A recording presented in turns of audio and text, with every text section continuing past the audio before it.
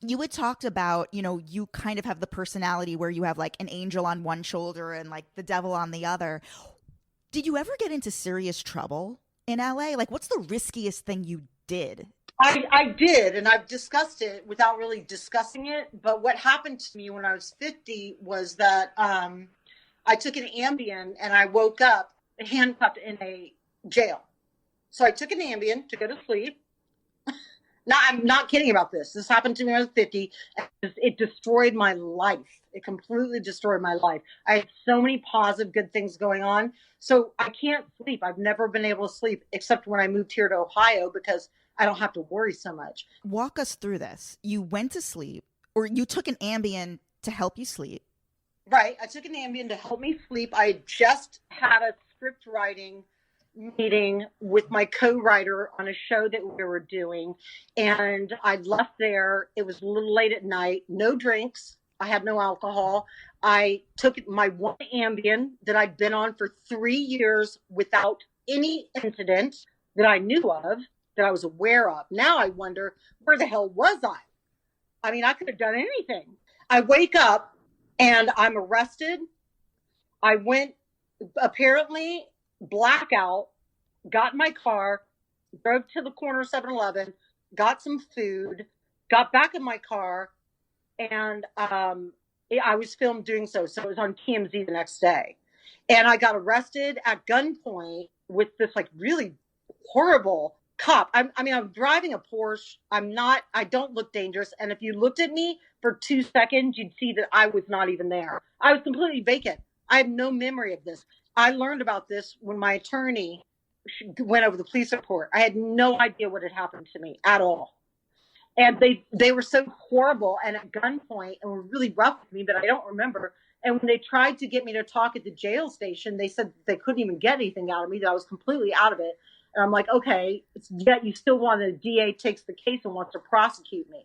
So there were 3 felony charges. My attorney convinced the DA to drop the charges because I'd taken an Ambien and they believed that. She got them to believe that because there's nothing in my character or my past that showed anything like this.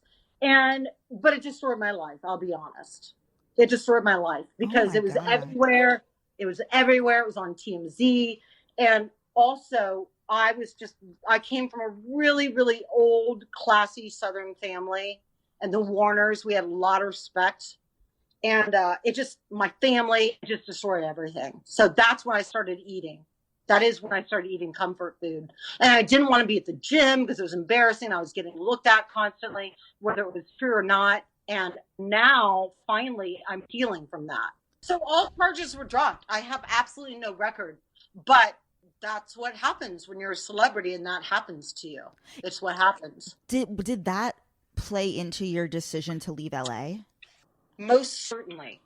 Most certainly, because all of my opportunities in the entertainment industry dried up. There's no reason to live in LA at 50 if you don't have opportunities. And overnight, every project that I had that was going to go and be wonderful completely said, see you later. And so what's the point? Just living there and, bumming around, But spinning. so many stars have done far worse, like gotten DUIs and all of this things, and they're able to bounce back. Like, why was it so permanent for you? Considering it was an Ambien, it wasn't even like you were drunk. It was like a Because silly. that's not what TMZ reported. TMZ did not report that. They said that in their report, which I read, it was not accurate at all. They said that the charges were that I had some sort of weapon on me. They said, yeah, it was a dangerous weapon. I mean, my bail was 50,000. If it had been a DUI, it would have been 10,000. I've bailed plenty of my friends out of DUIs before. It's 10,000 bucks, and it's 1,000 that you never get back because you pay the bail bondsman. But then you get your 9,000 back. Who bailed you out? Bailed me out. I called somebody. Well, the poor older cop felt sorry for me because I had no recollection of what had even happened to me, and nobody would explain anything. And she was like, honey, oh my gosh, it's a $50,000 bail and it has to be cash. It was like 3 o'clock in the morning when I woke up and I was in jail. And I was just like, what is going on? No, the cops are total assholes. They baited me. They were cruel to me. One cop yanked the phone out of my hand and pulled the phone out of the wall. And I'm just like, why are you treating me like I'm an animal? When clearly, it's clear that I just woke up from a blackout situation. But they don't care. I hate cops, just to let you know. And way before that time that I hate, let's put it this way, LA cops. I hate LA cops. And most people do that live in LA because we watch them beat people so much. Like when I moved here in 89, they would beat black people like right in daylight, right in front of me. I mean, I would be driving by going, what is going on? So cops are so abusive in Los Angeles. And in West Hollywood, the sheriffs there, they hate gay people. They hate us. So there was a lot. If you even had an argument with your girlfriend, they would arrest you just for having an argument. So anyway, okay, I digress. But Wow. so the question was, because I'm a health and wellness expert. It wasn't that I'm a sloppy actress. Any one of these reality show actresses. I was setting myself above, and I am a health and wellness expert. And I say it like it is. I live like I say I do and everything, and they could not wait to tear me down. And TMZ tore me to pieces. And then everybody else picked up on it, and it was in the news. And it was, again, an assault with a deadly weapon. And it was like other things, too. It was a DUI, because they didn't know. They just knew I was out of it. They didn't know about the Ambien at that time, because I couldn't speak to describe that. So, yeah, it destroyed my life. And I'm just now, I have such PTSD from it that being in Ohio, training clients, which I love to do, is exactly the level of excitement that I want right now in my life. It's very healing. So you ask, like, when are you going to have girlfriends? No, I don't want girlfriends. I still need to heal and get my mental state together and stop thinking that people know of me, that they saw me in my worst moment. Like, those feelings have to be dealt with. And I still have really PTSD. I'm so sorry, and I completely understand you now. Like, thank you for being so vulnerable and honest and like sharing all that. Like, I knew like little bits and pieces, but just like a headline, but I didn't know the reality of it. I mean, have you been in like to therapy? Therapy doesn't work with me. I'm my best therapist, and I know myself so well.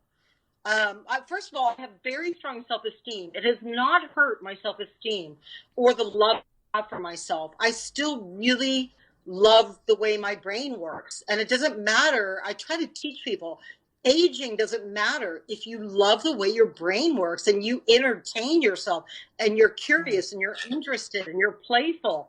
Even if you're playful in your own house by yourself or with your dog, you listen to music or you paint something, even if you don't know how to paint, all these things. And I like myself so much and have since I was a child that there's no way that this was going to break my self-esteem. And it hasn't. It just has hurt my feelings, I guess you would say. Right. Because I felt that it was so unjust and unfair. And it made me feel so tossed away. And that surprised me that I never got a chance to tell people the truth. And so whatever, those things. But yeah, I don't want a girlfriend. I don't want a bunch of friends that I have to give a lot of energy to. I have my family, and trust me, they are so weird. And so they're so mentally unwell that just sitting there for 2 hours and watching them talk, they're so uppity. They are so uppity and so judgmental. And plus they're Trump supporters. I mean, God. Okay, so what you're saying is you've got your hands full. I have my hands full. I mean, I can only spend like 2 to 3 hours at a time. And then I'm like, I have to go. By the way, this is a bit of a subject change. By the way, did you see that Jillian Michaels is engaged again? Yeah, I don't know how many years it's been with her and her past relationship. But Well, she was married. Wasn't she married? no, I think she got engaged, but it didn't go into marriage. Do you guys have any still have any mutual friends left, or that's No, long gone? no.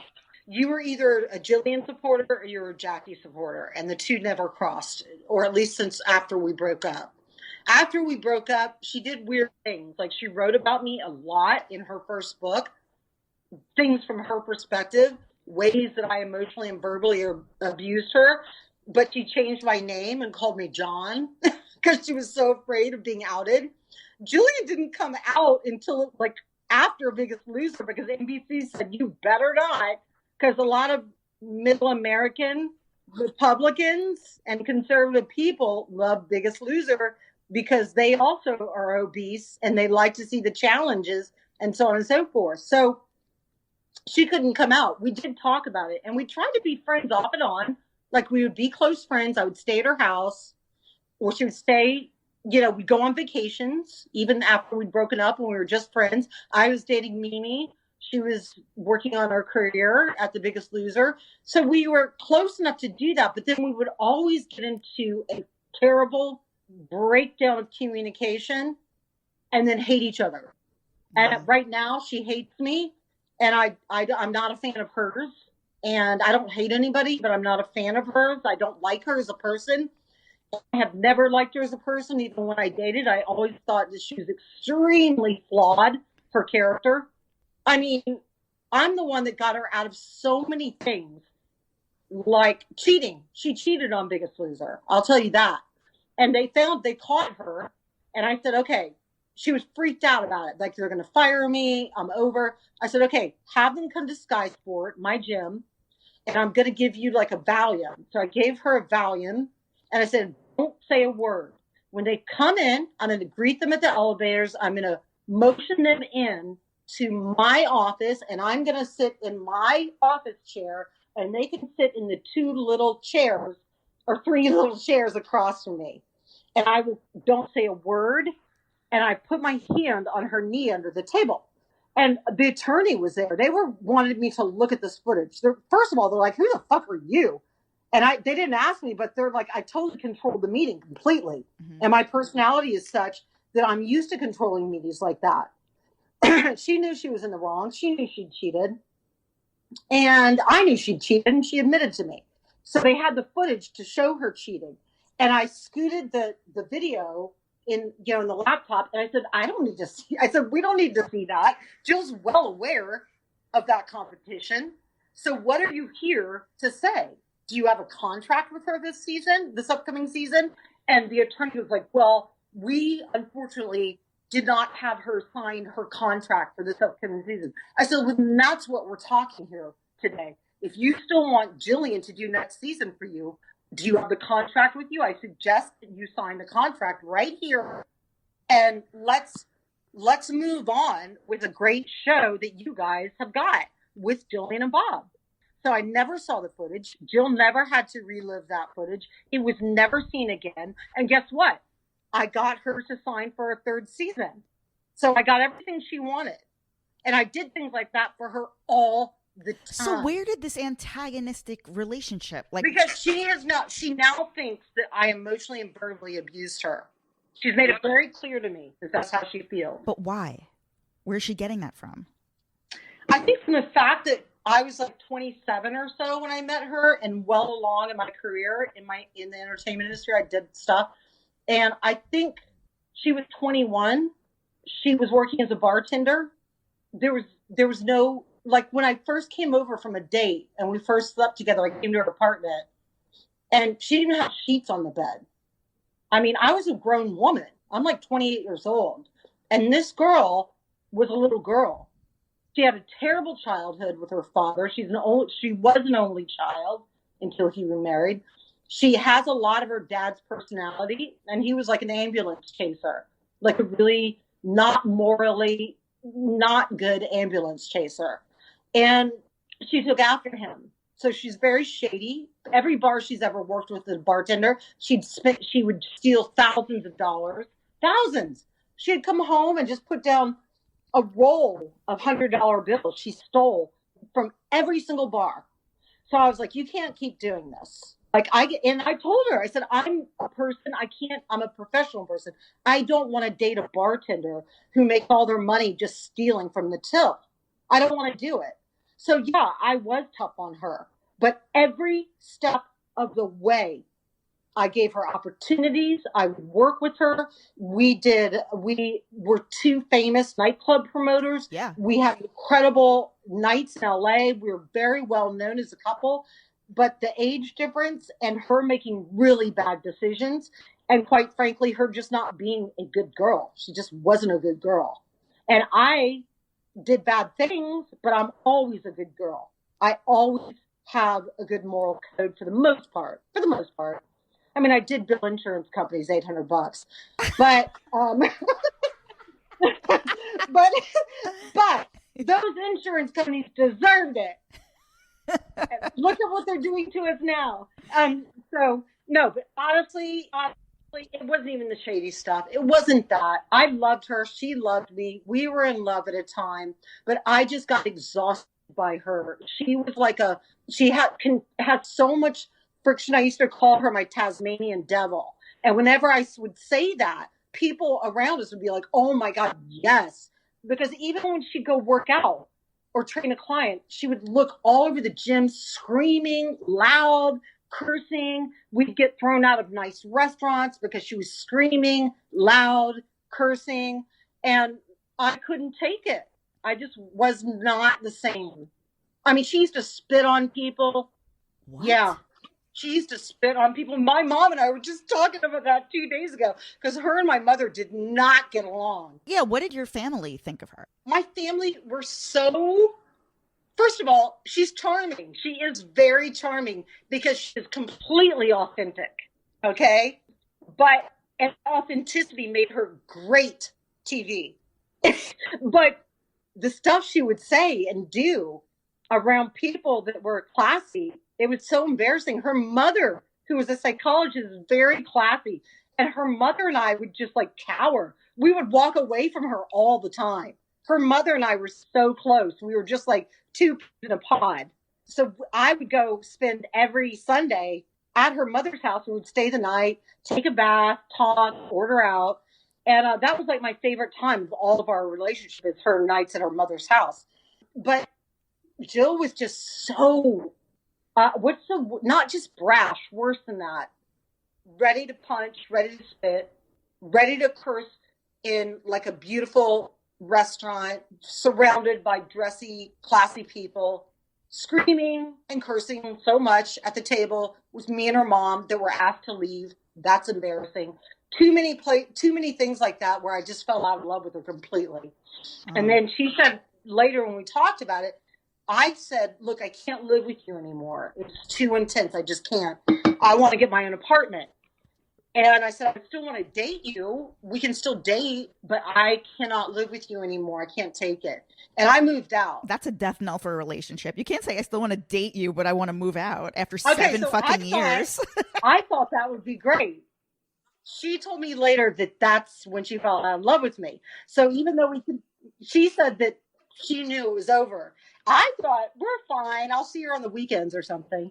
And, and so I thought everything was fine, but Wow. But I couldn't live with her. I got to the point where I couldn't stand to hear her breathe in the bed. I mean, it got so bad. Like she got under my nerves so much that I could not do day to day with her. But I look at that because nobody has ever taken my feelings to account in terms of gifts, like getting me gifts and really putting thought into it. No other woman that I've ever dated did that well. And she did that really well. She did that very well. Like she was thoughtful. Very thoughtful. And even when we were struggling in our lives or she was struggling, we were struggling, whatever. We were hustling. We would do 2 jobs at a time, just like all young people do now. Yeah. Like not having a lot of money, but she knows that I used to occasionally like to get scratchers, just the excitement of it. Like I would put like $1 or $2. You mean like lotto tickets? Yeah. Like the lotto scratchers where you scratch it off. So for like one Valentine's Day, I came home from work and I still had my business clothes on, and she had the lights down and the candles and the dinner made. And then she told me to look around the house and that she's got scratchers, and she hid them all over the house, like all over the place. And she bought 200 scratchers that she hid everywhere. So it took us like an hour and exciting to find these scratchers. That to me, I will date you for 2 more years just because of stuff like that. You know what I mean? Yeah. That's your that it sounds like that's your love language. That's my love language. And now no one has ever treated me that well. And all my girlfriends are so bad. They never spent a dime on me. None of them. Mimi was the worst gift giver. She did not put 1 ounce of thought into it. And that I resented it a lot.